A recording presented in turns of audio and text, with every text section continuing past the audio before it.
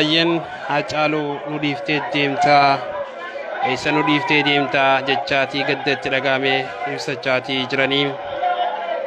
Haacaaluu Hundeessaa yeroo ammaa namootan hanga kana qofaan awwaalamaa akka jirudha. Waa maraafuu silaa lubbuun takka deemtee hin deebitu. Oromoon garaasaa hidhatee gulattaa itti aanu irratti tarsiimoodhaan wal jajjabeessuu irraa eegama.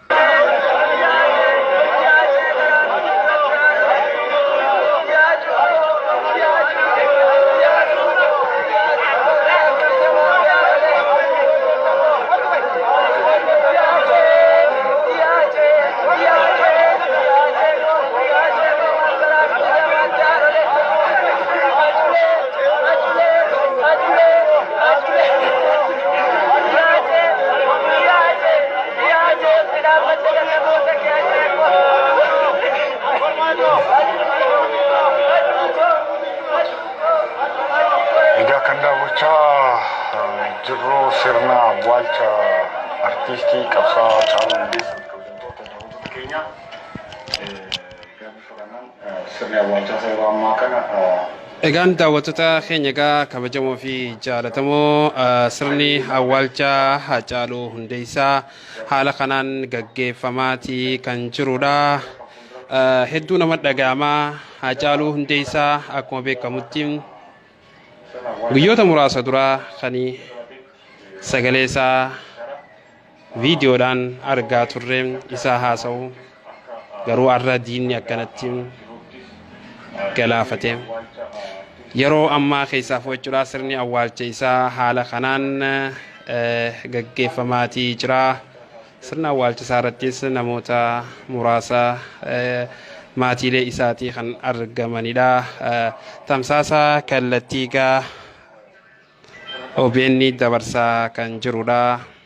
Duutii Haacaaluu Hundeessaa hedduu miira addaa keessaa nu galchitee hedduu waan maal akka jennee dubbannu hin beeknu. Oromoonni guutuu addunyaa irra jirtan jajjabina waliif hawwaa. Haacaaluun abshiruu hin duune. Haacaaluu Hundeessaa hin duune ni jira.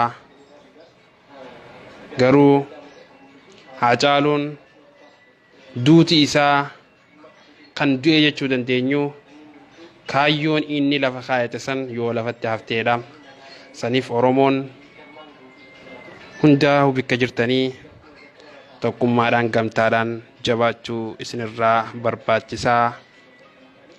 Haala kana fakkaata egaa duuti silaa hin oolamtu diinni galaafatee haala kanaan gooticha Oromoo Haacaaluu Hundeessaa haala kanaan guyyaan awwaalcha isaatis raawwatamee jira. Iddoo dhaloota isaa magaalaa Amboo keessatti. Oromoo abshiruu jabaadhaa. Jabaadhaa. Gumaan Haacaaluu abshiruu ni baha. Haacaaluun hin duune. Hojiin isaa yoomiyyuu ni jirti. Karoorri lafa kaa'ate wanti inni itti wareegama qaqqaalii itti kafale kun yoomiyyuu galma ni gaha. Oromoon yeroo ammaa kanarraa jalqabdee karaa hundaanuu tokkummaa isaanii cimsatanii diina irraan tana mudhii nu cabse kana diina irraan tana ija nu jaamse kana kallattiidhaan akka ofirraa dhoowwuu dandeenyu yoonii fi tokkummaadhaan hundi keenyaa hoo sochoonodha. Mee haasawa gaazexeessota OBN kanaas dhageeffachaa yoogaa tamsaasii kallattii isaanii ammas gara sirna awwaalchaa san silaa xumuramee jira maal akka ta'uugaa kun jarri silaa hin gabaasanii amma hugaa haga kana qilleensa irra deebi'anii miidiyoota baay'ee ugguraniiti kan jiranii biyya keessaa haalli jiru hedduu rakkisaadha. Mee isaan kana haa daawwannu yaada waan isaan jedhan keessaa tokko tokko dhugaa yoo jiraate jechuudha. Bifaan akka taanus akka sabummaa keenyatti akka oromummaa keenyatti akka dhiiga keenyatti tokko taanee akka tokkotti haa yaannu akka tokkotti immoo galma tokkummaa kanaan dura nu jalaa cabee ture haa milkeeffannudha kaayyoon isaa bifa saniin milkeessuudhaaf hojjechuutu caala jechaadha. Egaa OBN bifa kanaan hamma danda'ameen haala rakkisaa keessatti tamsaasa kallattiidhaan sagantaa sirna awwaala Haacaaluu kana kan simbiraan ga'uudhaaf yaali baay'ee rakkisaadha. Duratti irra deddeebinee daawwattoota keenyatti maatiin turre isteediyeemii irraa maaf addacha ta'e jechaa turtan OBN nama danda'ameen tamsaasu yaaleeraa. Egaa imalli daandii irraa rakkisaa ta'us bifa sanii. Keessaan egaa mootummaan illee wanta akka assaayimentii yookaan immoo akka hojii maleetti wantoota qabate keessaati akka ergaattis maatii biraallee dhimmoonni darban jiru wantoota Haacaaluun itti yaadatamuu danda'u keessaatti pirezidaantiinis kan isaan kaasan siidaan Haacaaluun itti yaadatamuu danda'u. Haacaaluu qofa osoo hin ta'in gootota biroos yaadatamu gootota har'aa gootota boorii hojii isaa irraa gootonni dhaloonni boor dhufu waa'ee Haacaaluu irraa wantoonni ittiin barachuu danda'u kun inni ijaarama jedhameeti kallattii isaanis kan isaan dubbachaa turanii maatiinis kana kan barbaadu uummanni Oromoos kana kan barbaadu yoo kana ta'edha. Haacaaluu yeroo hundaa keessa ofiitti laphee ofiitti hojii isaa gocha isaa yaadachaa kan deemamu hundumtuu dhiifamuun irra jiraata. Akkuma jalqaba kaasne Oromoon waggaa waggaatti Oromoon yeroo yerootti bu'aa dhiigni dhangala'aa deemuun irra jiraatu. Naannoon Oromiyaa tasgabbii qabaachuun irra jiraata. Hojiitti deebi'uutu irra jiraatan Oromoon. Kanaaf kan hundumaa waliin qabatee tokkummaa sana caalmaatti cimsuun baay'ee gaariidha kan jedhu yaada qabna. Egaa uummanni Oromoo marti sabaaf sablammoonni biyya keenyaas egaa gadda guddaadha. Gadda kana immoo hundumtuu obsa guddaa maatii isaafis hundumaafis akka kennu nuti illee hawwii qabna. Hundaafuu obsaa fi jajjabina hawwinaa kaayyoo Haacaaluun qabatee ka'e haa milkeessinuu hundi keenya isaaf haa hojjennu nageenya naannoo keenyaa haa eegnu. Egaa OBN tamsaasa hanga yoonaatiin ture qofaan kan dhaabbatu miti. Tamsaasa itti aanan keessatti hamma danda'ameen mootummaanis ibseera jala jalaa wantoota hanga ammaa deemanii fi rakkoolee uumaman akkamiin akka wanti kun uumame tarkaanfii fudhatan immoo hin beeksisna waan jedheef keessattuu immoo jecha Haacaaluutiin wal qabatee waan jiru waan odeeffannoo jala jalaa OBN kan isin biraan ga'uutaa bakka jirtanitti fayyada. Kabajamaa uummata Oromoo kabajamtoota sabaaf sablammoota mootummaa Itoophiyaa gidduu kana gadda olaanaa keessatti argamna. Qabsaa fi goota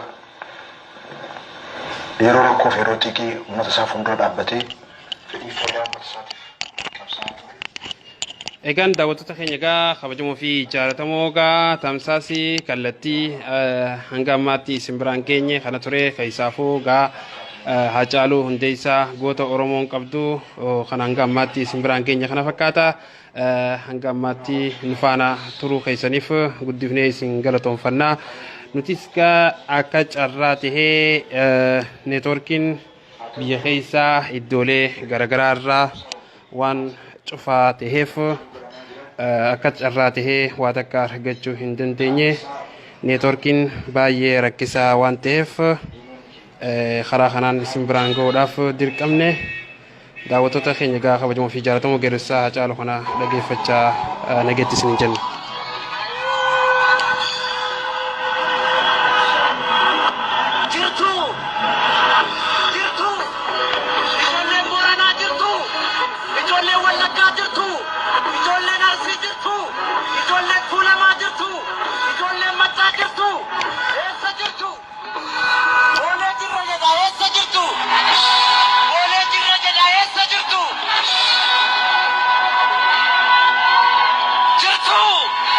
Jirtu! Inna qaamu duuba sana jirtu! Ijoolleen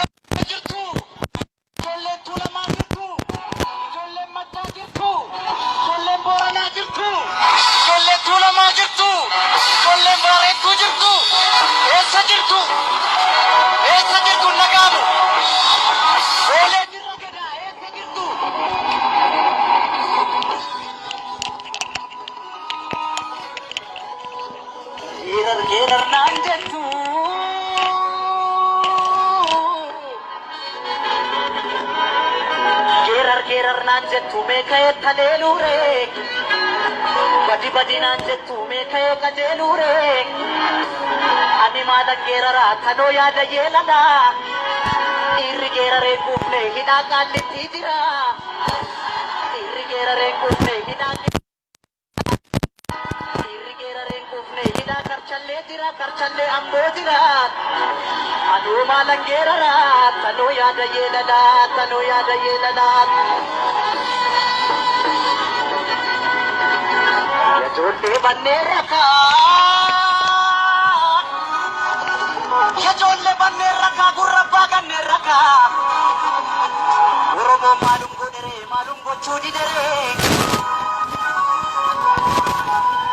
yaadde hamma dandeenyu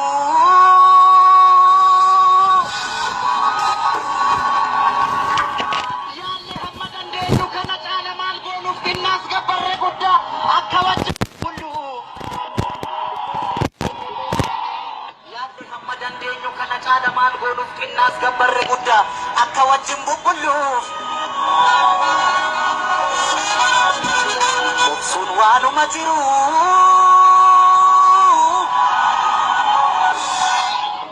Tole daawwattoota keenya egaa kabajamoo fi jaallatamoo istiidiyoo teenyarraa egaa har'aan tanaa yeroo hedduu egaa laayif istiidiyoo isin biraan geenya har'amee egaa haaluma danda'ameen sagantaa kana tamati isin biraan ga'uu qabna jenneeti egaa kan isin biraan geenye duutii Haacaaluu Hundeessaa hunda keenyatti gadda cimaa nu dhagaamee keessaafuu torbeen kun torbee Oromoo hundaafuu torbee dukkanaati. Daawwattoota Oromiyaa International Broadcast warri hanga ammaatti namoonni baay'een seentanii sagantaa keenya hamma dhumaatti nu hordoftan sa'a dheeraan waliin fudhattanii ulfaadhaa wayyoomaa isin jechaadha yeroo biraa walitti dachaanaa. Assalaamu alaikum warahmatullaahi wabarakaatuh.